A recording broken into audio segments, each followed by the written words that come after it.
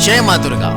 आप सभी विद्यार्थियों को मगध क्लासेस की तरफ से विजयदशमी की हार्दिक शुभकामनाएं। विद्यार्थियों, विजयदशमी का ये पावन त्योहार इसलिए हम लोग मनाते हैं क्योंकि आज ही के दिन अधर्म पर धर्म की विजय, असत्य पर सत्य की विजय, असफलता पर सफलता का विजय। बिल्कुल इसी तरह से यदि आपको विजय होना है तो आपको मगध क्लासेस के संग जुड़ना होगा और जो भी आप लोग सीटेट की तैयारी कर रहे हैं विद्यार्थियों, वो सीटेट की सफलता के लिए मगध क्लासेस से जुड़े और 100% आप सफलता प्राप्त करेंगे। अब राम की सत्यनिष्ठा के बारे में आप लोग विशेष जानकारी प्राप्त करेंगे रामलखन सर से। लीजिए रामलखन सर। चलिए, आप सभी को विजयादशमी के शुभ अवसर पर बहुत बहुत हार्दिक शुभकामनाएं और अभिनंदन। जैसा कि कहा जाता है कि आज ही के दिन रावण के वध पश्चात राम अयोध्या लौटे थे। और एक बात आपसे कहना चाहूंगा, इस अयोध्या लौटने के क्रम में जो महत्वपूर्णता है, जो मुझे लगता है, और हालांकि मैंने वैद्य शास्त्रों से उठा करके देखा है कि व्यक्ति असफल होते हैं तो सफलता के मार्ग को कैसे आगे बढ़ाया जाए, इसी को लेकर के मुझे लगता है कि यह विचार बहुत ही राम के जो व्यक्तित्व है उससे सीखा जा सकता है। जैसे प्रभु राम जब हनुमंत को भेजे थे श्रीलंका, यानी कह सकते हैं जो रावण का जो गढ़ था वहां पर भेजे थे, तो रावण के पूरे लंका को जला कर करके जब वापस होकर के हमारे हनुमंत आए तो प्रभु राम ने पूछे कि बताओ हनुमान, ये बताएं कि लंका कौन गया? तो कहा कि प्रभु मैं नहीं। हालांकि जाने वाले तो हनुमान जी हैं।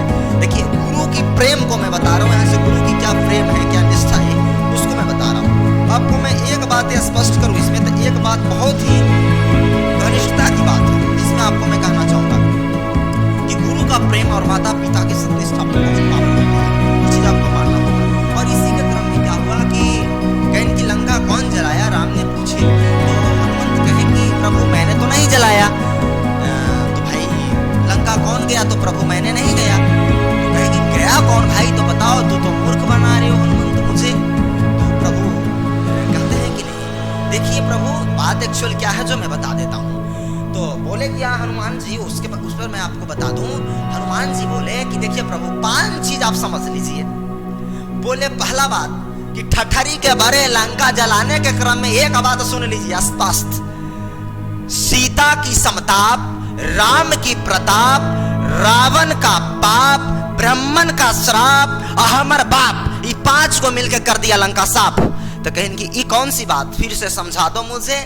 तो सीता की समता, बोले कि सीता माँ में इतनी पवित्रता है क्योंकि स्त्री अगर पवित्र हो और यदि स्त्री पवित्र हो तो उसी को लेकर के वो कह रहे हैं कि उसी के पवित्रता से कोई चीज को पाया जा सकता है, अन्यथा कोई चीज नहीं पाया जा सकता।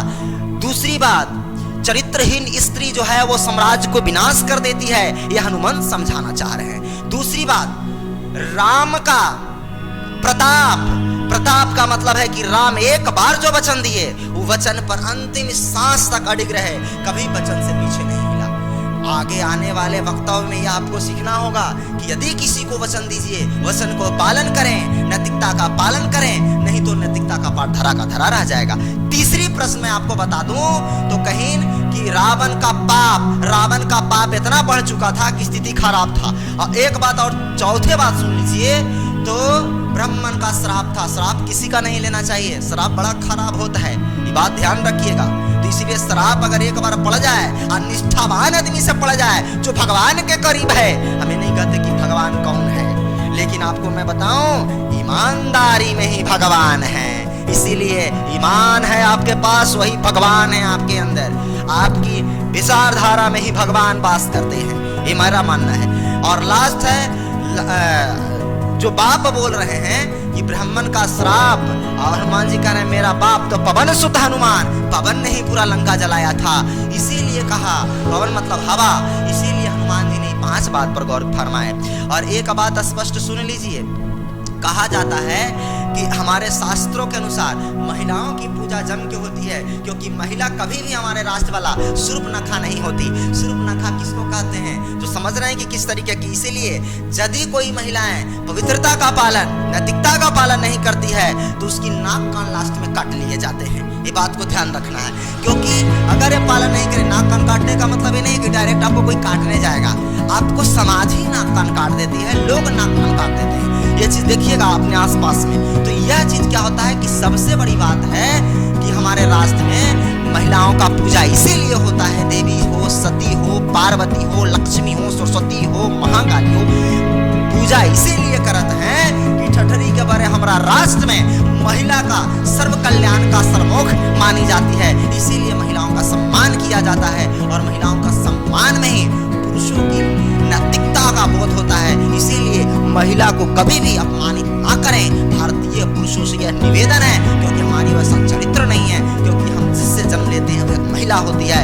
महिलाओं का सम्मान, एक बार जो आप सम्मान देते हैं उसको पूरे आजीवन उस सम्मान से संबोधित करें, यह मैं आपसे अपेक्षा करता हूँ, क्योंकि राष्ट्र की भलाई इसी में है, हमारी भलाई इसी में है।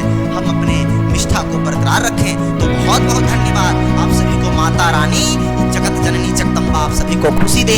राम की निष्ठा पर 2 कदम चलकर देखिए, ताकि राम के प्रति जो विचार है वो आपके अंदर कैसे कर्मठ योग व्यक्तित्व बनाने का प्रयास करेगा। आपके अंदर की योग पुरुषवान, पुरुषा, धर्म, अर्थ, काम, मोक्ष।